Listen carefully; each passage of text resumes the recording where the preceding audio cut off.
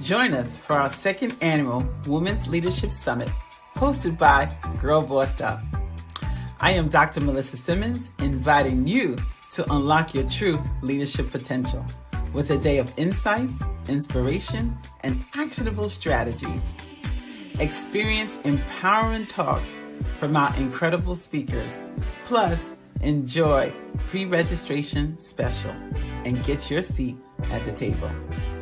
This is a summit of a community of dynamic women learning, growing, supporting, and empowering each other to our next level. Don't miss out. Register now and elevate your leadership skills. I'll see you there.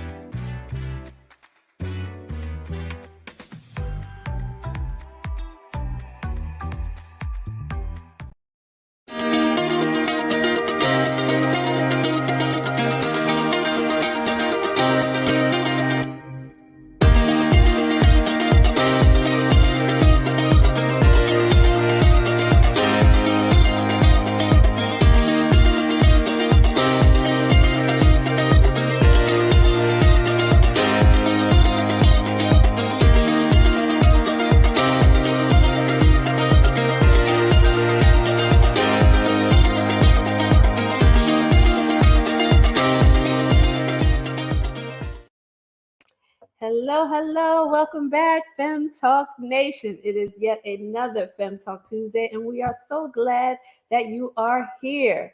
And as always, we have an amazing guest backstage. And we, as you know, if you've been following us for the last 2 weeks, we've been getting you ready and prepared in this new year. And today is no exception here on this January 23rd. So I am going to bring in Shima She Talks. Hey, Fem Talkers. Hello. And you must have your phone on. Turn your phone down. I heard myself talking. I heard you talking. Right. And there's always a delay. This is real life, everybody. Exactly. Them talk. All right. And Dr. Melissa will be joining us very shortly. But we have an amazing guest backstage. But you know how we start this show.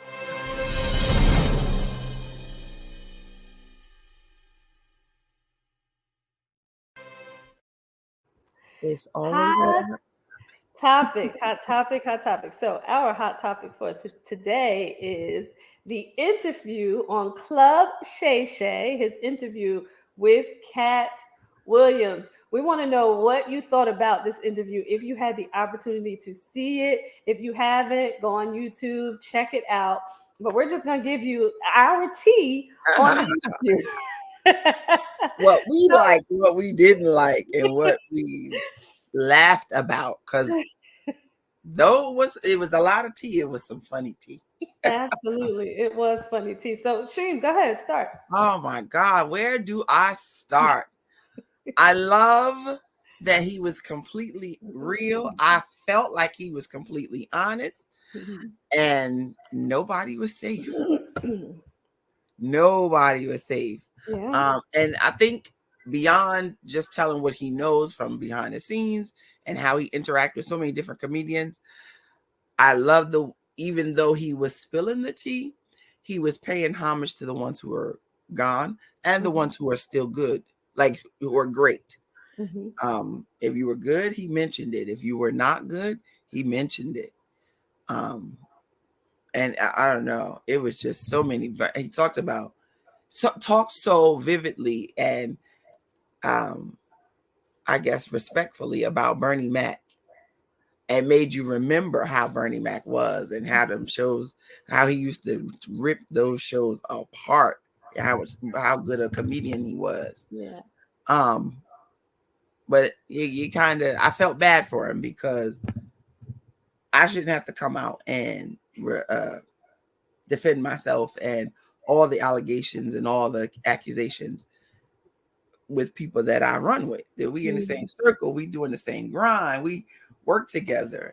I don't know. I think it just had me all over the place. I was like, I always look at both sides of the coin, right? When I'm Right. watching stuff, I always look at both sides. So I do agree with you, right? I Mm-hmm. think that me personally, it felt real, right? Yes. For me personally. But I always look at the other side, right? There's always two sides to the story. And my great grandmother used to always say, there's your side, there's their That's side, and there's the right side.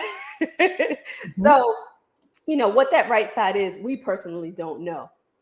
Right. Right.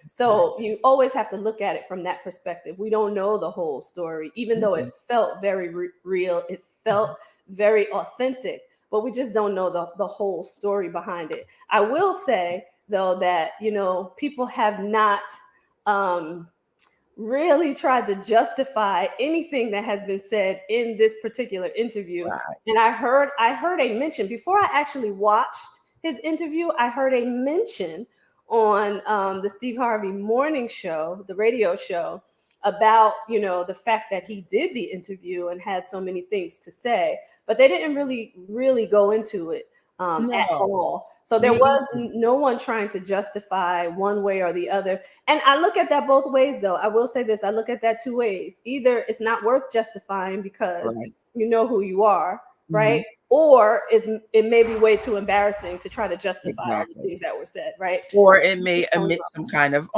you take ownership to Yeah. some of the things that he said you did. Um, the points where he was responding Hmm. to comments from other people, Hmm. that's when because I, like you said, like you, I felt like he was being honest and true.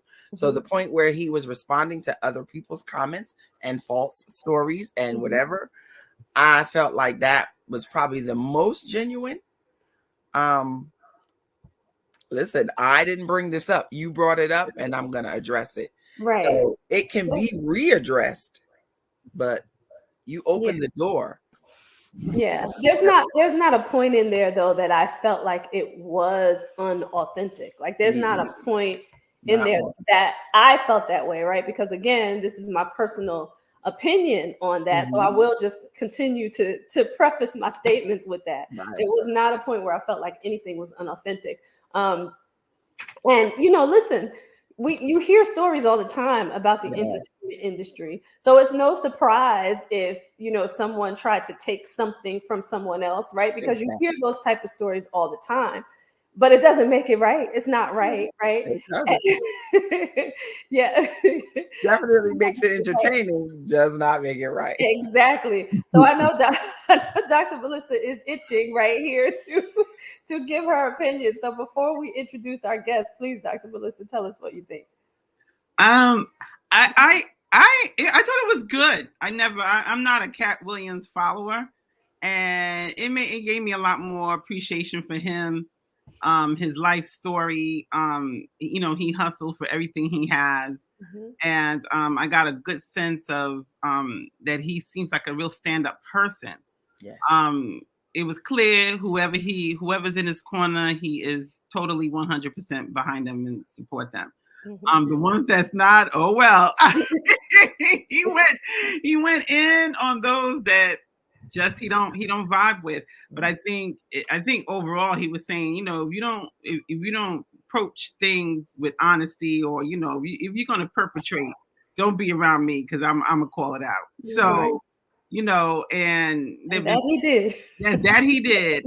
And and I know at some point we will talk about more people in entertainment, but I think one thing it does kind of highlight is don't do your dirt if you don't want nobody to talk about you. Right. Yeah. And keep it And don't expose mine. Yeah. Don't expose my dirt and think that we ain't gonna be in the dirty pool together. together, and I think that was the key, that there was so much dirt exposure going Right. on. If I want to stay in the closet with my dirt, let me stay there. Mhm.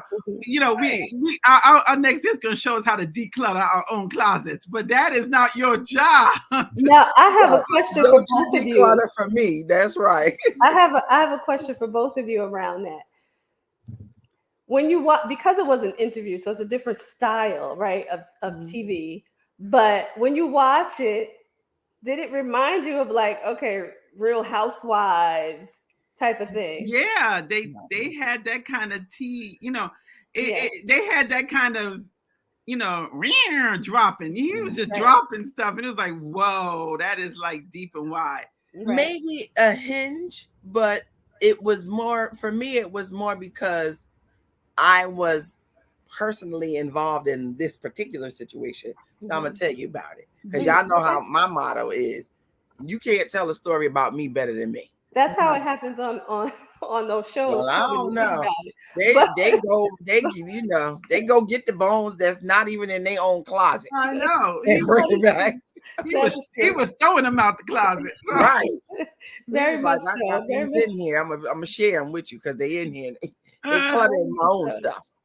Well, going yes. through those. And I see this comment here. He's going through something. So, hey, Jen, he's going through something. I'm scared for his safety because everyone can't be suspect and gay. He isn't telling the 100% truth. So, see, here's another take on it when you take a look at this. So, appreciate that comment, Jen, because that's just another look at it, Yeah. really. And Yeah. who knows? Like, definitely scared for his safety because he brought out some other things that Yeah. you I know was when you start to talk about Illuminati and you start to talk about these lists that people are on and Who's allowed who's in, allowed and in and who's not. you Yeah, know, and it's the a lot fact of that he walks around and he's always carrying, and he openly said that. yeah. What makes you feel like you need to always carry? but I like the other piece Jen, our super fan, said. She talked Mhm. about the you Everybody know, I you have to be when certain people always talk about gay people. gay. It reminds me of some other people that always talk about gay people, and all of a sudden they turn out to be, they don't call themselves gay, but they They're introduce, experimenting. yeah, experimenting or whatever they call it. And I agree. There's don't talk about my closet. Talk about Don't your throw closet. the, don't throw the stones. He Don't said, throw it. Don't don't throw throw it. your So stone. I agree. He did a little bit too much of that. Talk about who's going to put on a dress next. All that dressing up. Yeah. You know, that's what Tyler Perry he says. So come on, stop it. Tyler making too many billions with Medea for anybody. Let him wear that dress. Then if that's how he's doing fine wearing that dress, and so whatever. But Yeah. anyway, So listen, here we go. Hello, hello, mom. All right. So listen, here we go. We have an amazing guest backstage. But you let us know what you thought about the interview. And if you have not seen it, go back and watch it. It's on YouTube. The full 3 hours of interview is right there on YouTube Right. for you to watch. So, so we You have are an right, amazing Superfit Jen. I mean, guest Superfit Jen. girl, backstage. his hair look better than Right. mine. I wonder what's under that hat now. Oh my. We gotta talk about this one more. This is too much. All right.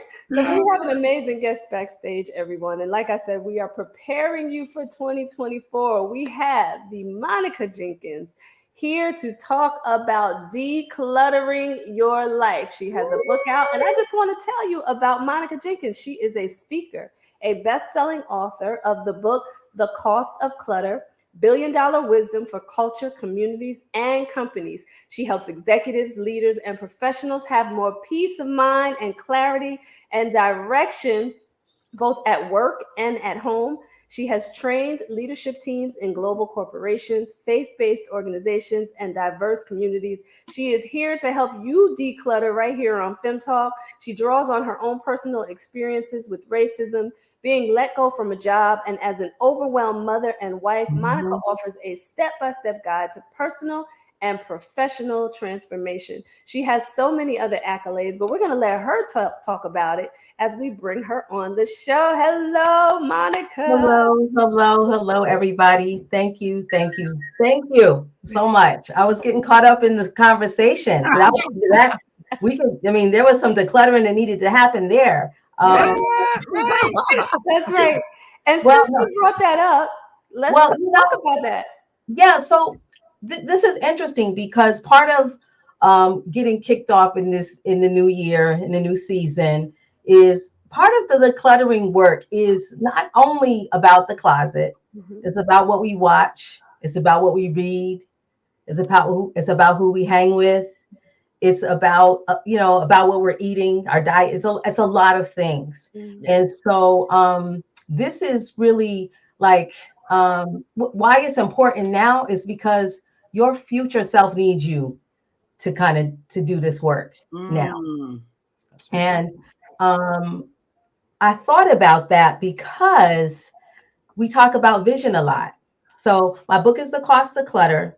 My steps, I have a 6-step method that starts with vision, but the actual steps are each letter in the word vision. So each letter Nice. stands for a step. And that is my that is what I use for my coaching and helping people through those closets. I love But that. So, but it starts with vision. It really starts with vision. And why I say this, and I know you guys are, I know you guys are people of vision. I know you coach it, you talk it. I know, boss lady, I know that's something that you do. I know you all done that. You do that work. And what I would say to you before we were even doing this kind of work. So let's talk about how we did the work. It's like when we started doing it, it was, you know, the boards and the cutting out, and we still do that. But I have to be honest, for me, it was an art project. It was. I did it. I had fun. We were hanging out with the girls. We had our little, you know, our little snacks and, you know, having a good time in different places. But if I go back to when I got fired, so that's really how this all started. When I got fired about a dozen or so years ago, I did not know what to do with my life. Nobody was talking vision board. And you only really heard that, like vision, mission, all that stuff was very corporate-y things, right? Right. But I heard, the first time I really heard it was in a sermon, because we know vision comes, there's a couple of biblical scriptures around it. But then after I heard that, and the timing of when I heard that was when I was at my low. Yeah. I said, I need a vision for myself. I need a vision for me personally, right? And so then I started researching the visions of companies. So like Amazon and Starbucks, and reading what their visions were. And they're in my book as well. I kind of talk about this a little bit. And I said, imagine if I replaced that product with me. You know, I think Amazon's one, imagine having something one click away. Sorry, Amazon, but it's something like that. So, you know, imagine if that was me, if I was I had resources that you could just get one click away, or, you know, whatever the case may be. So I just replaced, I said, no, I need this for me personally. And so from that point, I had to stop saying, why, God, did this firing happen at the most? Didn't see it coming. And a lot of us go through that. Like, I'm not the only one. But back then, I felt like I was the only one. Because people were getting fired. You know, and if they were, it meant something, right? It really meant something. So I was like, instead of saying why, I said, what's next? And that's what a vision will do for us, right?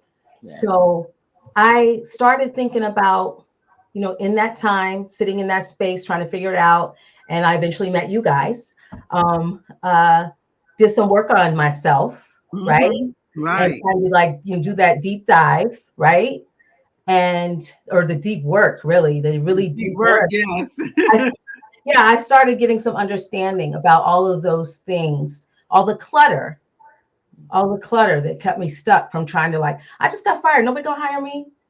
So my confidence was shot, self-worth, the I can't messages were just like, girl, what are you gonna do? People gonna be even my friends who were, you know, that were there for me, still didn't know what to say to me.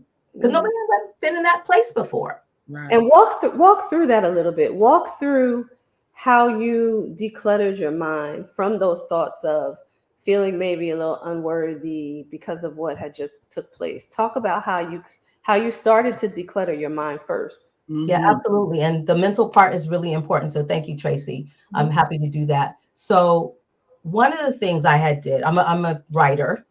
I journal.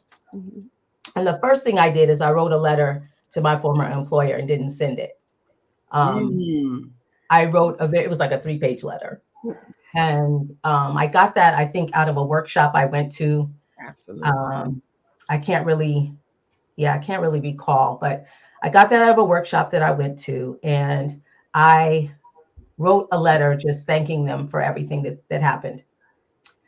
And doing that, I realized that this isn't my last. There is definitely something next for me. So that was the first step. And I wrote things down. I wrote down how I was feeling. And then I went through, so when I went through the whole unemployment process, if you will. Every state has a labor department. And then when those things happen to you, you get connected to services. And so I said, I'm gonna do this. I'm gonna do the thing. I'm gonna do whatever they put out for me. I'm just gonna do it. I just have no choice. And so I remember walking into a workshop and one of the facilitators said, what are you good at? When we were talking about rewriting resumes and relooking at other careers, like, what are you good at? And here's the thing, guys. This is where we have to really mentally kind of, because there's so much. I had to think about it. I've never been asked that. What am I good at?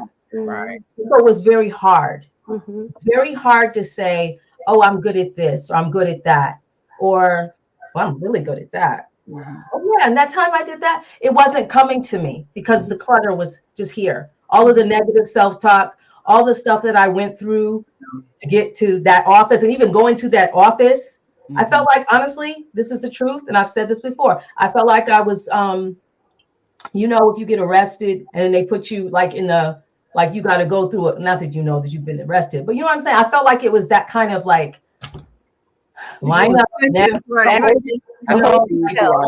like, okay, we get ready next. It just felt very mechanical and very cold. And so it was.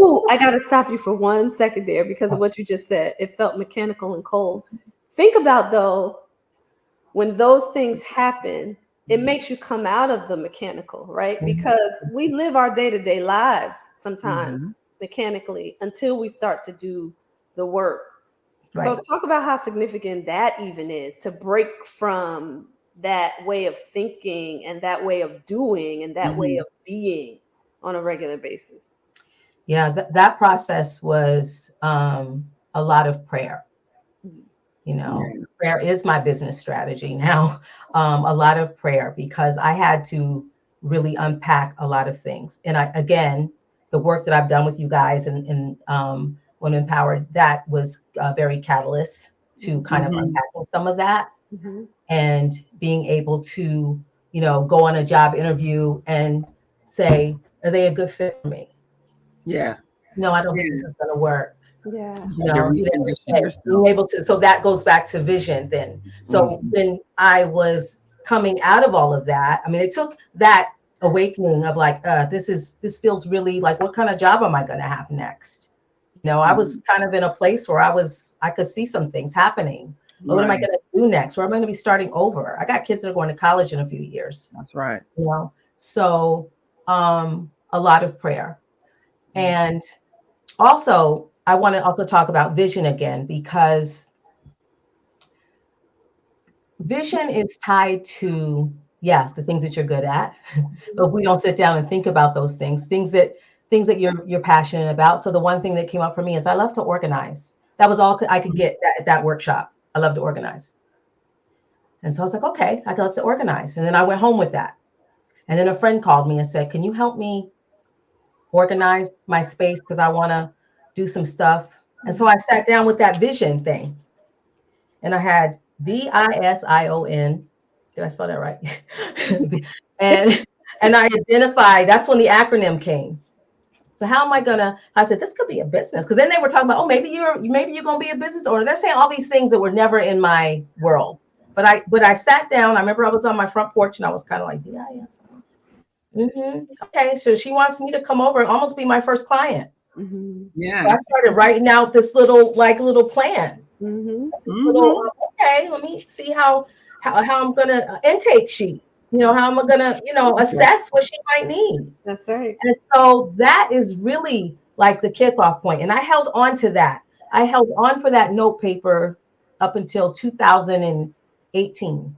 That was, I want to say, as far as time, that was probably 6 or 7 years or so. Hi, can I say hi? Hi, Crystal. Of course. Yeah. Hello, ladies. Hi, Crystal. And so when it came time to write this book, so So let me back up. So before the book was written, I started doing workshops. I created 3 8-week workshops after I was working on my coaching certification. So y'all were part of that too, I believe. Mhm. And shout out to these ladies. Um, And I have to keep stopping you because I want people to look at the significance even in that, right? You started doing, right, before you even got to where you really wanted to be, before the vision was even fully complete, right? So for you to put those workshops together before everything was even laid out, kudos to you on that. I just wanted people to get that part. And another thing I want to kind of stop there too is so many of us, we look at being fired or being laid off or being let go, however you want to call it, as such a negative. And most of the time, it's the best thing that ever happened to us. It's a free. It is a free, right? It's the best thing because we would stay there 5, 10, 15, 20, 30 years and not have realized. And I love that you were able to identify, and I had the same experience when people ask, mine was, what makes you happy? And I was like, I don't know. Nobody never asked me that question. You know what I'm saying? You don't even know about yourself. And that's why we all talk about, and like you said, as we went through our discovery years together, we all learned to identify who we are. So these significant moments in your life, if you're out there and you're going through one of these moments, count it all joy because it is your opportunity. She's talking about her life started. My life started after I got fired. These are things that will let your life really come together if you let it. And you're absolutely right about that. And I think obstacles will come, right? We have obstacles, we have setbacks. Those things do come. And I think what the Cost of Clutter is about is really trying to help us continue to find our way. And so vision is critical. So I use vision just about for everything. And that's part of my model. Last night I was with a group and I said, it's like one of those things. Well, where do we start? Everybody, that's a big question. Where do I start? People who are overwhelmed with life, overwhelmed with their house, overwhelmed with their closet. And so I say, assign vision to your pocketbook, your backpack, whatever. You start there. Really, people, yeah. So you know why I said that? Because when I got fired, the first thing it did is I went to clean my closet and I cleaned out my purse. And I went through my purse and I was like, okay, going through it. It was messy. It was this and that. It was filled, with how I carried it before that day. And I started, like, I don't need this. I don't need that. I started creating an organized bag, right? Because I was going to start doing these, things at the labor department. Wanted to be ready. The other thing was the closet. The closet, I talk about the closet in the book metaphorically, and I also talk about it as a physical space. Metaphorically, your closets represent who you are. That's how you show up. When you open up your closet, that's you showing up with whatever's in there, right? But when it's disorganized, it's really just about where are you at? Like even some of the clients that I've worked with, one in particular, yes, your house is this way because you just went through breast cancer. She's a breast cancer survivor. And I was like, and so she brought me in to kind of say, I want my house back. And so you have to, and a lot of people will say, well, what's going, it's a mess, it's this, that. I said, well, what's going on for you right now? So we have to start small. My biggest thing is always starting small. And the closets, cleaning out a closet, it does more than just organize your clothes by color, by season, or by whatever, however you do it. Because I believe in all those different ways. I will help you do that. I've helped people do that. But also, what it showed me is that when COVID hit, we have to be willing to make those adjustments when necessary. So that we're showing up in a way that represents where we are and also where we're going. Right. And so part of that is letting go of the past. So that's why we donate, get rid of things for different reasons. I'm not going to always be wearing this top. Well, I like it. It's a nice color. I'm going to wear it for but I promise you, I've thought differently about what I wear. And I go through my closet regularly. And the closet is really kind of that place where, and also this, I want to say this too, because research shows when you clean out any spaces in your house, it changes your mood, elevates you, you know? And I have to say this every time I walk in my closet. Before I moved to the house that I'm in, my closet was a mess. I have to be honest. And that's not the way I like things. So when I moved to this house, I threw away more stuff and I organized my closet. I love my closet. Every time I walk in my closet, I feel so good. I feel so good when I walk in there. And I know for so many people, the closet is a place of anxiety. Yes. The closet is a place of, like you said, confusion, disorganization, and it really does depict their state of mind or their season. And I remember when I had to clean out my laundry room. And I remember I had to invite, to your point, I had to invite help to clean it out. And in the middle of it, I broke down in tears because it was an example of how I was feeling. Yeah. The anxiety of it all, and it was so much junk, and it was embarrassing. It was a whole lot of things to me, and a lot of emotions came out of that. So to your point, when I cleaned that out, I felt like a different person. Yeah. And if you're, if the people out there, I know some of y'all got real nervous when she said to start at your in your pocketbook and in your closet. Don't worry, you can get the book, and she's gonna show you how to get through it. So don't get nervous yet. Definitely don't be nervous, because here's the other thing, Dr. Melissa, is that my method is about lifestyle. Yes. So we can say this is January, and we do this. We know, we were talking about it. It's like January is to kick off for the resolutions. It's the goal setting. We go into the gym. We're going to go all to do these things. Right. And I thought about that as I said, that speaks to those societal norms that we just carry with us. Right. Absolutely. And it's another form of clutter. Because honestly, before I started doing this work, I would be that person to be like, okay, end of the year, I'm going to do something like, it's just, no. Monica, you are not going to start losing weight when you haven't even walked out the door like all of last year. What makes you think you're going to start this year? Yeah. Like it just doesn't work that way. And so the other thing is, what I want to say to you, and I said it at the top, is that the importance of doing it at the beginning of the year or any season, because it could be, your season might be June. Your season might be like the last quarter of the year or the beginning of the year. It might be in February for some reason, whatever might be going on in your life. So I don't like to put a timestamp on it, but let's talk about why the beginning of the year is good. And I'm going to tell you 3 things. If we're not going to look at the closet or the pocketbook, let's pick these up. Our phone. And I'm talking about the contacts. Yeah. I'm talking about the contacts. We're going to talk about contacts. Wait. Okay, sorry. Yeah, I want you to hold on to that, because we're going to take a quick commercial break. I want people to speak about that, because this is probably more significant than even the closet at this point, right? Because yes, Tracy. So much. So I want you to get into that when we come back. Everybody, I know you're in suspense. You want to hear what she has to say. So don't go anywhere. We're going to take a quick commercial break, and we're going to come back and talk about how to declutter this baby.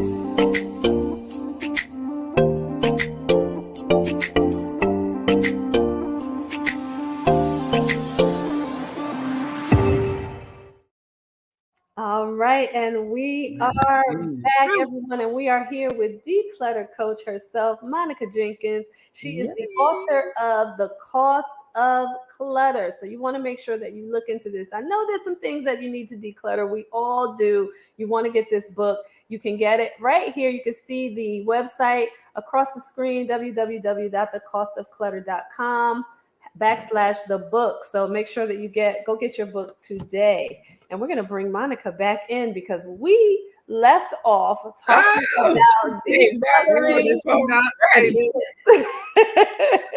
So let's get into it, Monica. Talk to us about how to declutter these phones. So at the beginning of the year, if we're going to talk about doing some work, the phones, look at those contacts. So one of the things I talk about in really the first step in my step is value, and your contacts. You need to look through those contacts, and you need to look and see who's there, really. And I come from a place of someone who adds value to your life, right? The value is the first step, but it's adding value. It's adding to your life. It's multiplying, and it's truth tellers. Those are the people that are in my, those are the ones that's the kind of the bar right there. And then of course you might have, your work colleagues that you work with and things like that for certain things like that. But I promise you need to go through there and take the time to do that. Because if you have a lot of contacts, it's going to take a minute. That's right. Thank you, Nick. Not everyone needs access to you. Exactly. That's right there. Right there. From a technical standpoint, your phone allows you to compartmentalize those valued people.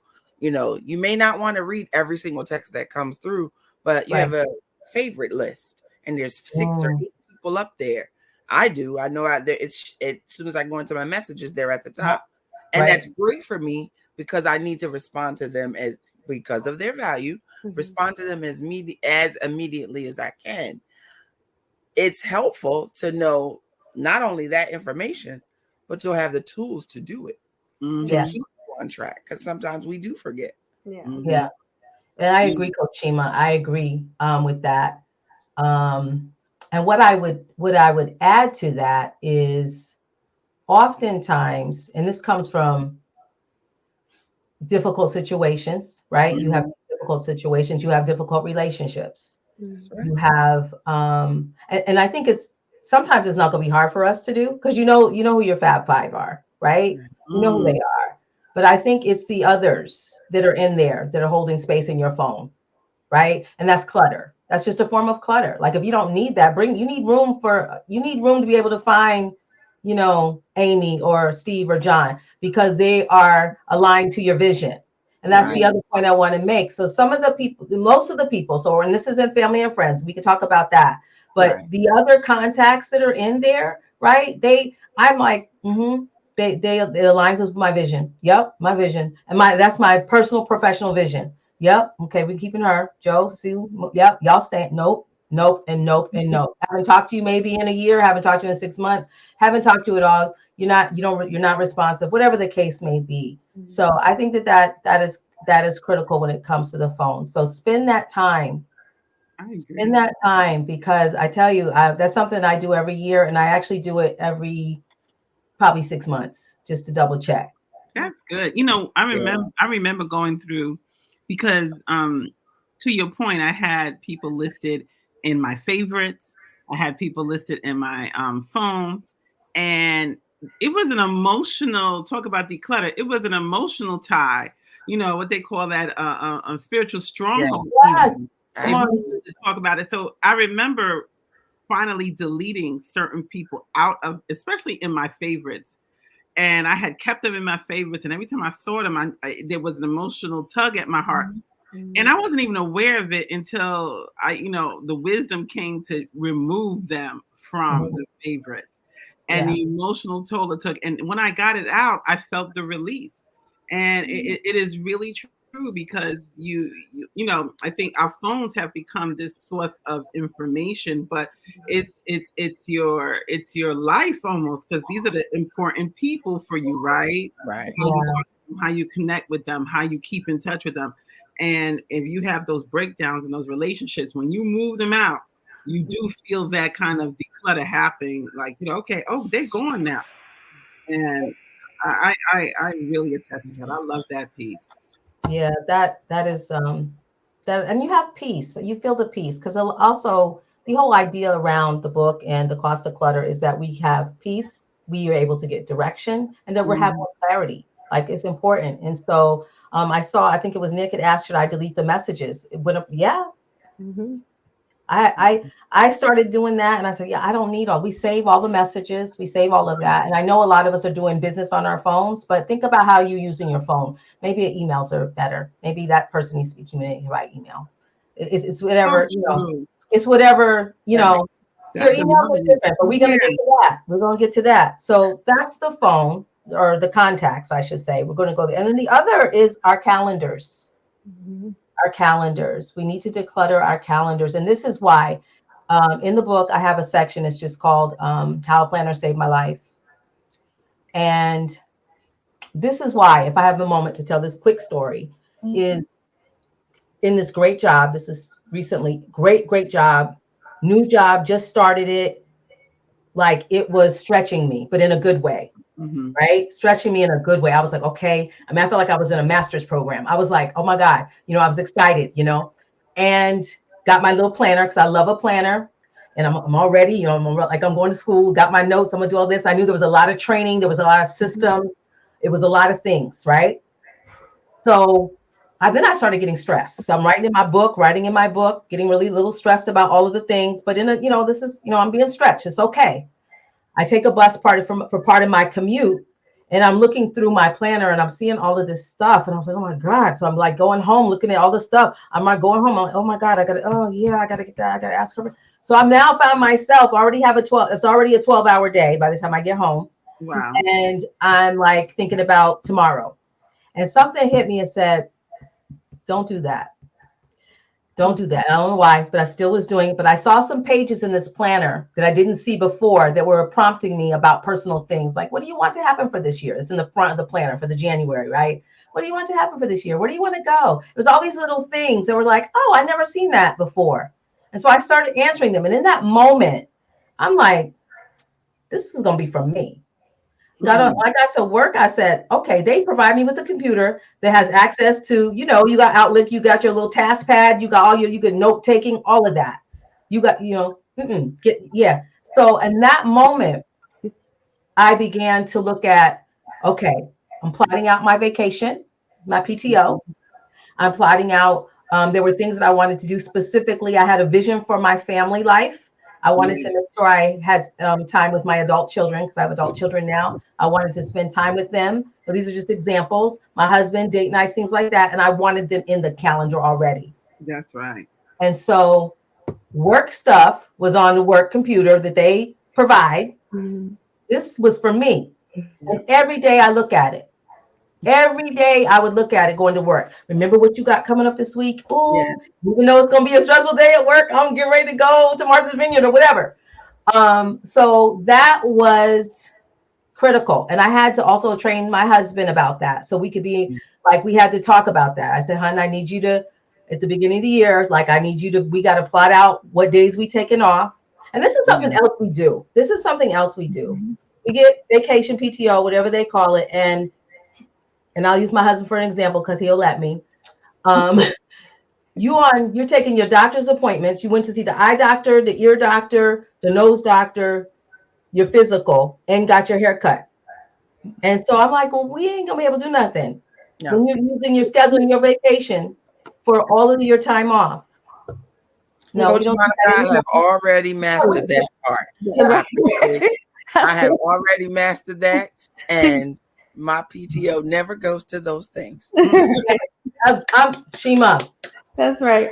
Gold star. but you know what? To the defense of my husband, I used to do the same thing, right? So here's the other thing. Back I don't know where I am in age with y'all, but I remember when I started working as a younger employee in my 20s, they would say stuff like, oh, I'm gonna take a mental health day. And we knew that meant that we're going to call out sick and we're not sick. That's what that meant, right? Right. And so I said, well, look at us now. Now we didn't even realize back then the value of taking a break because we had to lie about it. Now we need it. And now we need it. Clutter. Clutter. That's right. Mhm. That's right. Joked about that all the time. Oh, I'm gonna take mental health day. Yeah, me too. But all on the down low and afraid. Like, Exactly. we're not doing that anymore. So No. decluttering our calendar is making sure that you're making time for you, your family, whatever your vision is for what you need to be doing outside of your 9 to 5 or however your schedule is. Very important to start the year at looking at that. Very important if you can. Last year, we started talking about what we wanted to do this year and made sure that it was on calendars and things. Still doing that, but very important. So make sure we're looking at those calendars at the beginning of the year. Yeah, It and was- you know, it was, I'm sorry. No, just let me mention really, really quickly, Dr. Melissa. This is just a calendar. There, I just saw this on social media, and I think I'm going to get one, even though I'm a little late for this year because it's already January. But there's a calendar called the Big Ass Calendar, and it's big. You put it on your wall, and it's every day in the year, and you can just go ahead and plan everything out and have it right on your wall. It's amazing. So, I love that. Thing, but go ahead, Dr. Melissa. I just wanted to mention that. Oh yeah, even on the calendar, one of the things I learned a couple of years ago, when I first retired, was I had started like filling up my calendar and let me do this, let me do that, and somebody said, "Well, when are we enjoying ourselves? When, to your point, when are we having fun?" And now my calendar has 2 days that nobody can put appointments on those days. They can't. Absolutely. That's my days. That's and I call it my mental health days, and I do whatever I want. And and I had to learn. Like I remember we was sitting. I said, "Come on, this is our day. Let's go somewhere. Let's do something." And to that point, using those days to enjoy ourselves, to have that fun, to do that thing that we maybe wouldn't do because we're so busy. And I think that's another piece of the declutter, where we're so cluttered with work and with this and that our calendars are now so full, fun doesn't happen. You know what I'm saying? Oh, we always wait, save fun for the weekends. What about during the week? What about, get ourselves some midweek joy or something like that, so that we can really experience life and not just kind of run through it. I love that. And that's exactly the cost of clutter when we don't do that.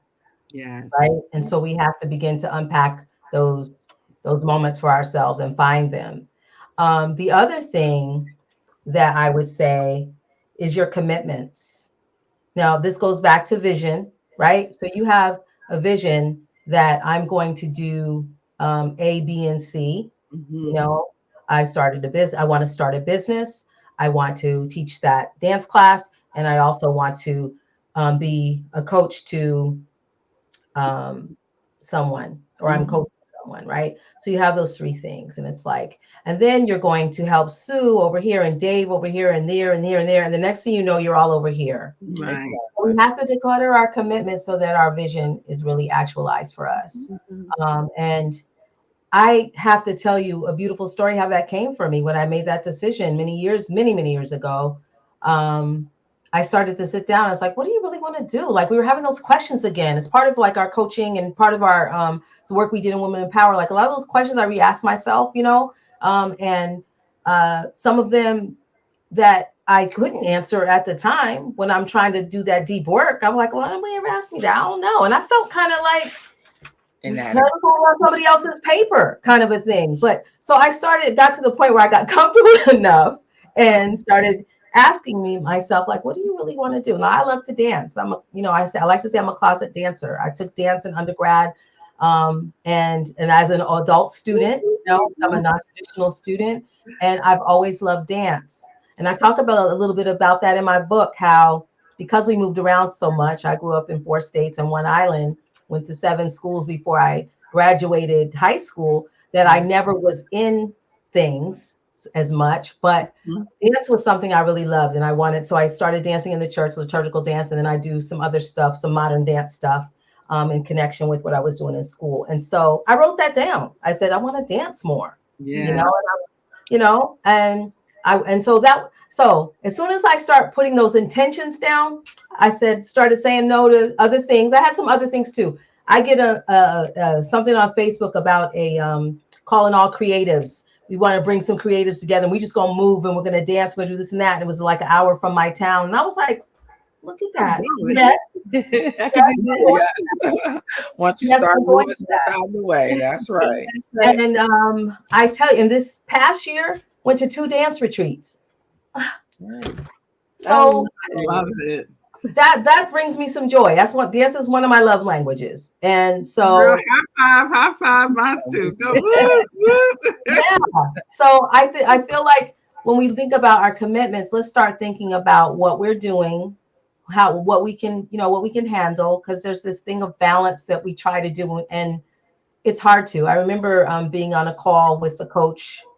Coaches got to get coached, and she said sometimes more than 3 things is going to be hard. If you do 3 hard projects and you're trying to do other things, and this is going to be hard to make, because something's going to fall. You might drop a ball. So Exactly. I encourage us to look at our commitments for this year and see if that's really the direction you want to go. So if you've been serving over here doing something like for the last 3-5 years, is maybe it's time for somebody else to sit at the table and it's your time to exit the table.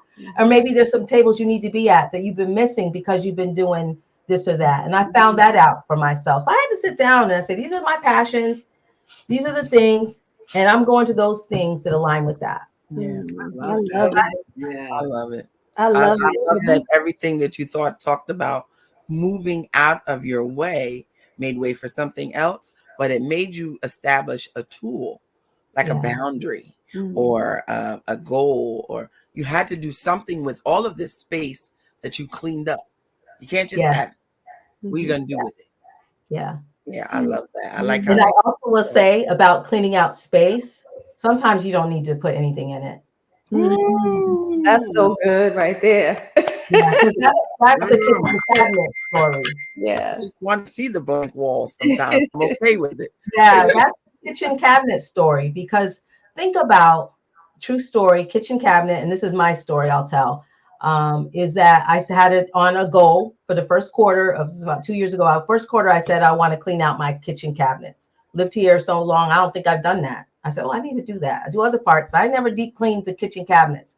So I did. Took me a month. I said, how are you going to do that, Monica? You're not going to pull everything out like we do sometimes with the closet. That would have been too much.